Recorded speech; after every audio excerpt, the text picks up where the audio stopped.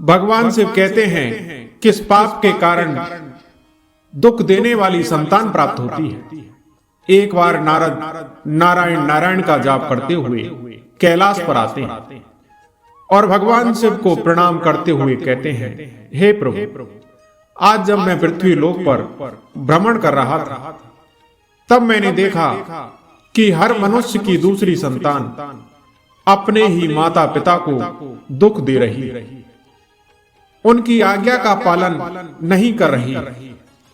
प्रभु, आखिर कलयुग में इतना पाप क्यों बढ़ रहा है? कृपा करें और इस भक्त की जिज्ञासा को शांत करें।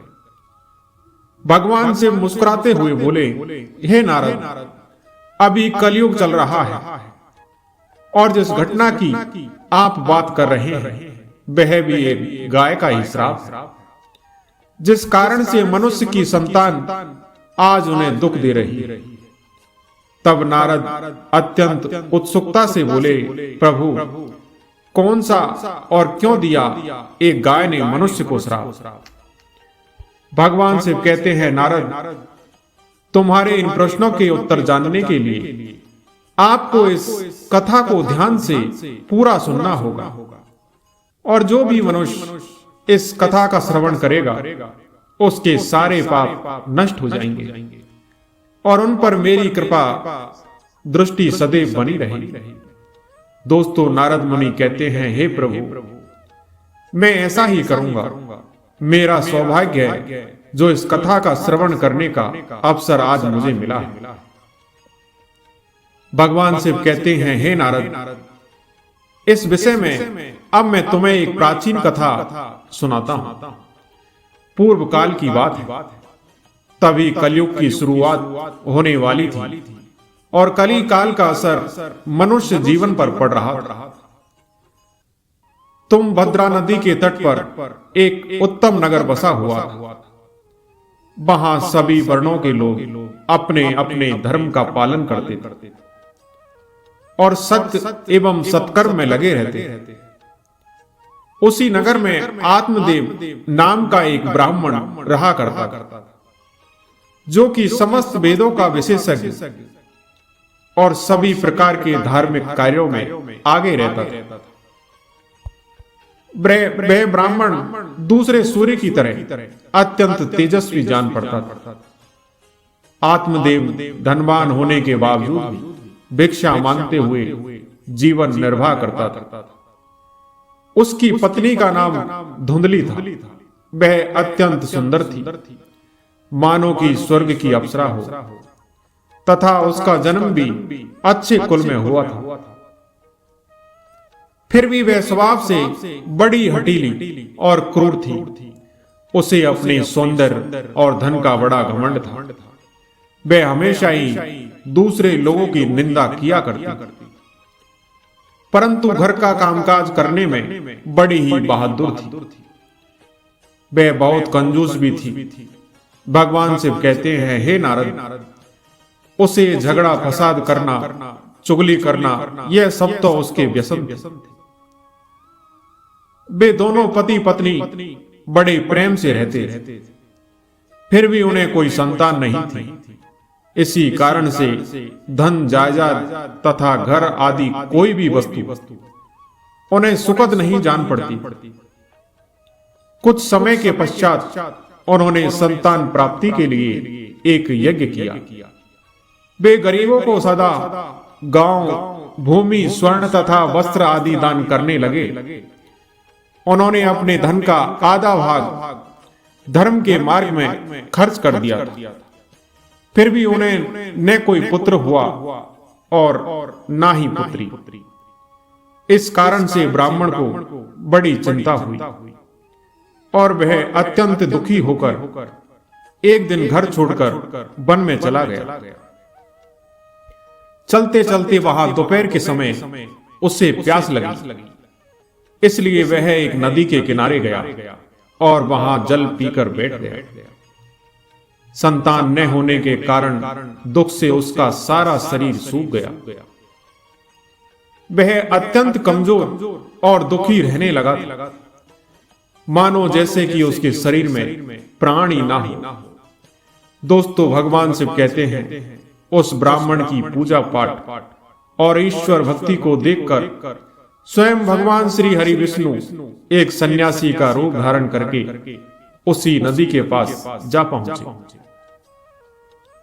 ब्राह्मण के वहां बैठने के 2 ही घड़ी बाद वे सन्यासी वहां आए।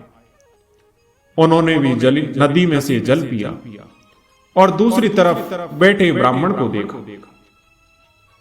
तब आत्मदेव उस सन्यासी को देखकर उनके चरणों में मस्तक झुकाकर जोर जोर से सांस लेते हुए उनके सामने खड़े हो गए। तब सन्यासी ने पूछा, हे ब्राह्मण, तुम रोते क्यों हो? तुम्हें कौन सी चिंता सता रही है? तुम शीघ्र ही मुझे अपने दुख का कारण बताओ। दोस्तों, भगवान शिव कहते हैं, नारद, ब्राह्मण ने कहा, हे मुनि, मैं अपना दुख क्या कहूं? यह सब मेरे पूर्व जन्म के पापों का संचित फल है। मेरी कोई संतान नहीं है, इससे मेरे पितृ भी दुखी। मेरे पूर्वज मेरी दी हुई जलांजलि को जब पीने लगते हैं, उस समय उनकी दयनीय अवस्था देखकर मेरा हृदय विचलित होता है। देवता और ब्राह्मण भी मेरी दी हुई वस्तुओं को प्रसन्नता पूर्वक नहीं लेते। संतान ना होने के दुख से मेरा संसार सूना हो गया है। अतः अब मैं यहां इस नदी में प्राण त्यागने के लिए आया हूं। संतानहीन पुरुष का जीवन धिक्कार के योग्य है। जिस घर में कोई संतान ना हो, कोई बाल बच्चे ना हो, वह घर भी धिक्कार देने योग्य है। निसंतान पुरुष के धन को भी धिक्कार है। मैं अपने दुर्भाग्य को कहां तक बताऊं? हे मुनि, मैं जिस गाय को पालता हूं, वह भी सर्वथा बंध्या हो जाती है, और मैं जिस वृक्ष को रोपता हूं, उस वृक्ष में भी फल नहीं लगते। इतना ही नहीं, मेरे घर में बाहर से जो फल आता है, वह भी शीघ्र ही सूख जाता है। जब मैं ऐसा अभागा और संतानहीन हूं, तो इस जीवन में रहने से क्या लाभ? भगवान शिव कहते हैं, नारद, यह कहकर वह ब्राह्मण दुख से व्यथित हो उठा और उन सन्यासी बाबा के पास फूट फूट कर रोने लगा। सन्यासी के हृदय में बड़ी करुणा भर आई। उन्होंने ब्राह्मण के ललाट में लिखे हुए विधाता के अक्षरों को पढ़ा और सब कुछ जानकर विस्तार पूर्वक कहना आरंभ किया। तब सन्यासी ने कहा, हे ब्राह्मण, सुनो, मैंने इस समय तुम्हारा प्रारब्ध देखा है। उससे मालूम पड़ता है कि 7 जन्मों तक तुम्हारी कोई संतान किसी भी प्रकार से नहीं हो सकती। अब तुम संतान का मोह छोड़ दो, क्योंकि यह महान अज्ञान है। देखो, कर्म की गति बड़ी प्रबल है। अब तुम विवेक का आश्रय लेकर संसार की वासना त्याग दो। पूर्व काल में संतान के ही कारण राजा सगर और अंग को दुख भोगना पड़ा था। इसलिए अब तुम कुटुंब की आशा छोड़ दो, इसी में तुम्हारी भलाई है। त्याग में ही सब प्रकार का सुख है। तब ब्राह्मण कहता है, हे बाबा, विवेक से क्या होगा? मुझे तो जैसे बने वैसे पुत्र ही दे दीजिए, नहीं तो मैं शोक से मूर्छित होकर आपके आगे ही प्राण त्याग दूंगा। पुत्र आदि के सुख से हीन ये संसार तो सर्वथा निरसी है। संसार में पुत्रों से भरा हुआ ग्रस्त आश्रम ही सरस है। भगवान से कहते हैं, नारद, ब्राह्मण का यह आग्रह देख श्री हरि रूपी सन्यासी ने कहा, देखो, विधाता के लेख को मिटाने से राजा चित्रकेतु को भी कष्ट भोगना पड़ा था। अतः भाग्य ने जिसके पुरुषार्थ को कुचल दिया हो, ऐसे पुरुष के समान तुम्हें पुत्र से सुख नहीं मिलेगा। फिर भी तुम हट करते जा रहे हो। तुम्हें केवल अपना स्वार्थ ही सूझ रहा है। अतः मैं तुमसे क्या कहूं? दोस्तों, भगवान शिव कहते हैं, हे नारद, अंत में ब्राह्मण का बहुत आग्रह देख सन्यासी ने उसे एक फल दिया। और कहा कि इसे तुम अपनी पत्नी को खिला देना। इस फल के बीज के कारण उसे एक पुत्र होगा। और हां, तुम्हारी स्त्री को बताना कि वह 1 वर्ष तक सत्य, सोच, दया और दान का नियमों का पालन करते हुए प्रतिदिन एक ही समय भोजन करे। इससे उसका बालक अत्यंत शुद्ध स्वभाव वाला होगा। ऐसा कहकर वे महात्मा चले गए। ब्राह्मण अपने घर लौट आया। यहां उसने अपनी पत्नी के हाथ में वह फल दे दिया तथा उसे फल के कठोर नियमों को समझाकर वह स्वयं कहीं चला गया। उसकी पत्नी तो कुटिल स्वभाव की थी ही, सो वह अपनी सखी के आगे रो रो कर इस प्रकार कहने लगी, मुझे तो बड़ी भारी चिंता हो रही है। मैं तो इस फल को नहीं खाऊंगी। इस फल को खाने से मुझे गर्व रहेगा और गर्व से पेट बढ़ जाएगा। फिर तो मेरा खाना पीना कम होगा। इस कारण से मेरी शक्ति भी घट जाएगी।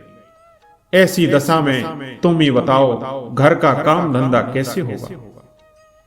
यदि कहीं सुखदेव जी की तरह यह गर्भ भी 12 वर्ष तक मेरे पेट में ही रह गया तो इसे बाहर कैसे निकाला जाएगा? यदि कहीं प्रसव काल में बच्चा टेढ़ा हो गया तब तो मेरी मौत ही हो जाएगी। बच्चा पैदा होते समय बड़ी पीड़ा होती है। जिस स्त्री को संतान होती है उससे बच्चों के लालन पालन में भी कष्ट भोगना पड़ता है। मैं तो समझती हूं कि बांझ अथवा विधवा स्त्री ही अधिक सुखी होती है। भगवान शिव कहते हैं, हे नारद, इस प्रकार तर्क लगाते हुए उस ब्राह्मणी ने फल को नहीं खाया। जब पति ने पूछा कि तुमने फल खाया तो उसने कह दिया, हां, खा लिया। फिर एक दिन उसकी बहन अपने आप ही उसके घर मिलने आई। तब धुंधली ने उसके आगे अपना सारा वृत्तांत सुनाकर कहा, मैं क्या करूं? तब उसकी बहन ने कहा, दीदी, आप चिंता मत करो, मेरे पेट में भी बच्चा है। प्रसव होने पर वह बालक मैं तुमको दे दूंगी। तब तक तुम गर्भवती स्त्री की भांति घर में छिपकर मौज से रहो।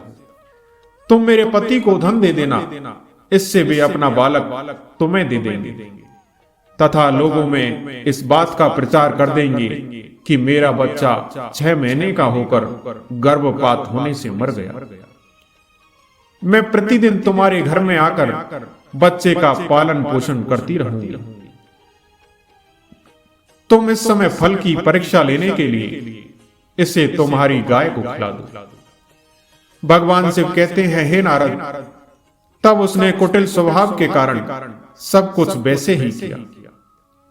तदंतर समय आने पर उसकी बहन को एक पुत्र पैदा हुआ।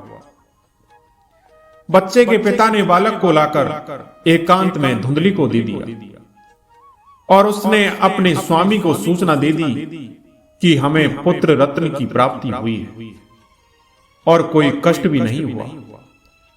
आत्मदेव के यहां पुत्र होने से नगर में बड़ी प्रसन्नता हुई। ब्राह्मण ने बालक का जात कर्म संस्कार करके ब्राह्मणों को दान दिया। उसके घर में नाना प्रकार के मांगलिक उत्सव होने लगे।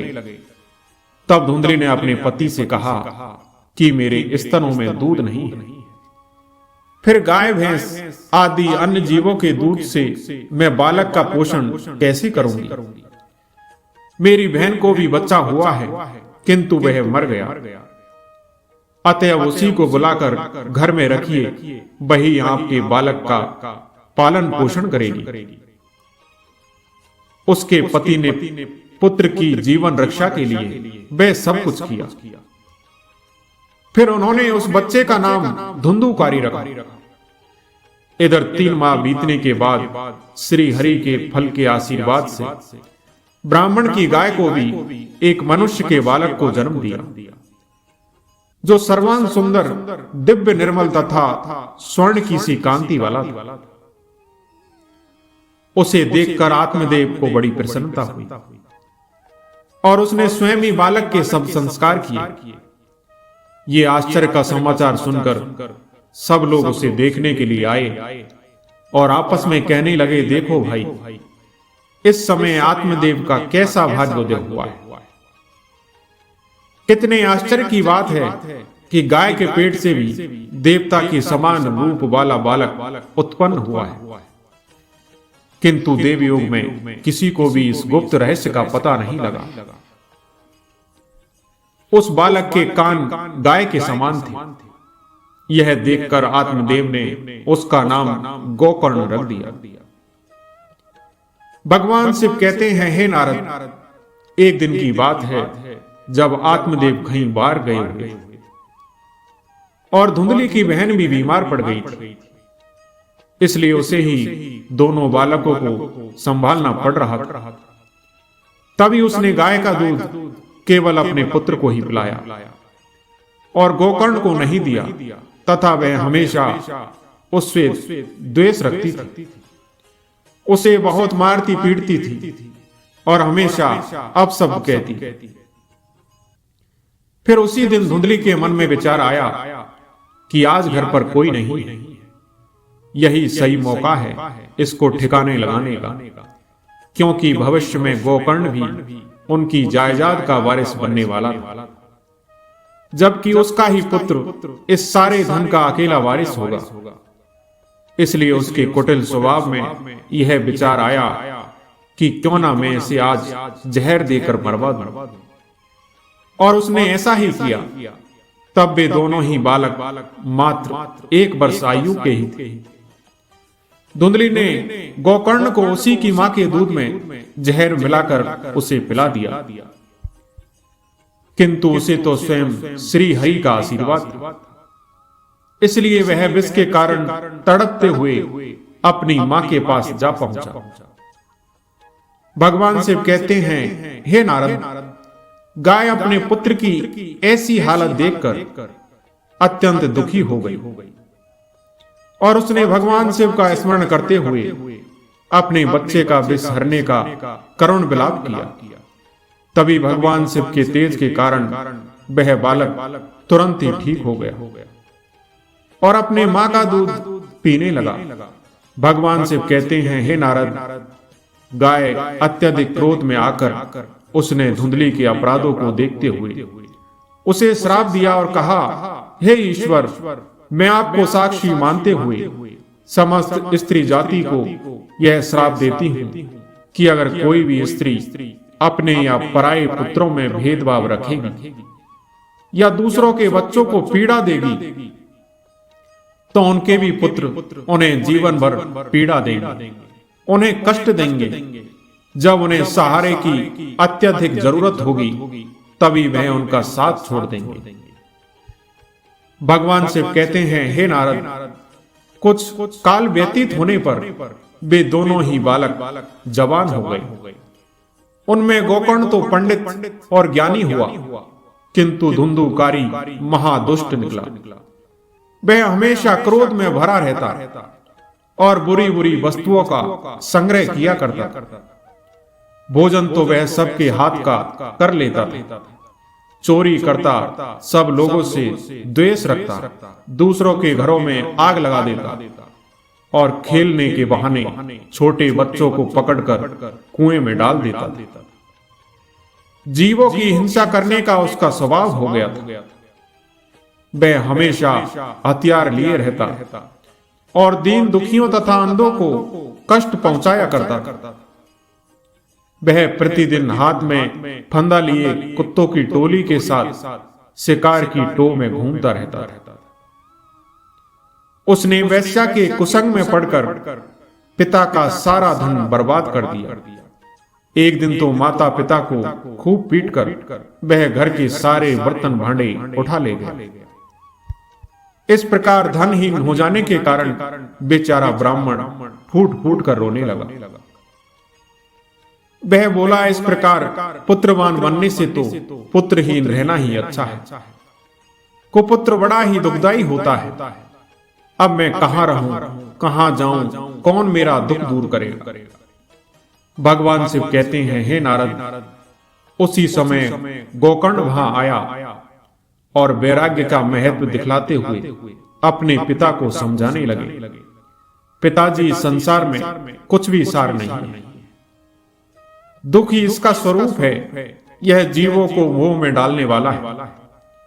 भला यहाँ कौन किसका पुत्र है और कौन किसका धन, जो इनमें आसक्त होता है उसे ही रात दिन जलना पड़ता है। इंद्र अथवा चक्रवर्ती राजाओं को भी कोई सुख नहीं है, सुख तो बस एकांतवासी वैराग्यवान मुनि को ही है। संतान के प्रति जो आपकी ममता है यह महान अज्ञानता है, इसे छोड़िए। मोह में फंसने से मनुष्य को नरक में ही जाना पड़ता है। औरों की तो बात ही क्या है, आपका यह प्रिय शरीर भी एक न एक दिन नष्ट हो जाएगा, आपको छोड़कर चल देगा। इसलिए आप अभी से सब कुछ छोड़कर वन में चले जाइए। भगवान शिव कहते हैं, हे नारद, गोकर्ण की बात सुनकर उनके पिता आत्मदेव वन में जाने के लिए मान गए और बोले, पुत्र, मुझे वन में रहकर क्या करना चाहिए? मैं दुखी आत्मा हूं, अब तक कर्म बस स्नेह के बंधन में बंद कर मैं अपंग की भांति इस ग्रह रूपी अंधेरे कुएं में ही पड़ा हुआ हूं। पुत्र, तुम निश्चय ही मेरा उद्धार करोगे। तब गोकर्ण ने कहा, पिताजी, हड्डी, मांस और रक्त के पिंड रूपी इस शरीर में आपने पढ़कर अभिमान छोड़ दीजिए और स्त्री पुत्र आदि में भी यह मेरे हैं, सब भाव को सदा के लिए त्याग दीजिए। इस संसार को निरंतर क्षण भंगुर देखिए और एकमात्र वैराग्य रस के रसिक होकर भगवान के भजन में लग जाइए। सदा ही भगवत भजन रूप दिव्य धाम का ही आश्रय लीजिए। इस काम भाव से किए जाने वाले लौकिक धर्म को छोड़िए, साधु पुरुषों की सेवा कीजिए, भोगों की इच्छाओं को त्याग दीजिए तथा दूसरों के गुण दोष का विचार करना छोड़कर निरंतर भगवत सेवा एवं भगवत कथा के रस का पान कीजिए। भगवान शिव कहते हैं, हे नारद, इस प्रकार पुत्र के कहने से आत्मदेव 60 वर्ष की अवस्था बीत जाने पर घर छोड़कर वन को चले गए और वहां प्रतिदिन भगवान श्री हरि की परिचर्चा करते हुए नियम पूर्वक 10वें स्कंद का पाठ करने से उन्होंने भगवान श्री कृष्ण चंद्र को प्राप्त कर लिया। दोस्तों, भगवान शिव कहते हैं, नारद, इस प्रकार आत्मदेव को मुक्ति का मार्ग मिला और गाय के श्राप के कारण दुख देने वाली संतान प्राप्त होने का श्राप स्त्री को मिला। दोस्तों, मैं आशा करता हूं ये कहानी आपको जरूर पसंद आई हो। कहानी पसंद आई हो तो हमारे वीडियो को लाइक और सब्सक्राइब जरूर करें। धन्यवाद।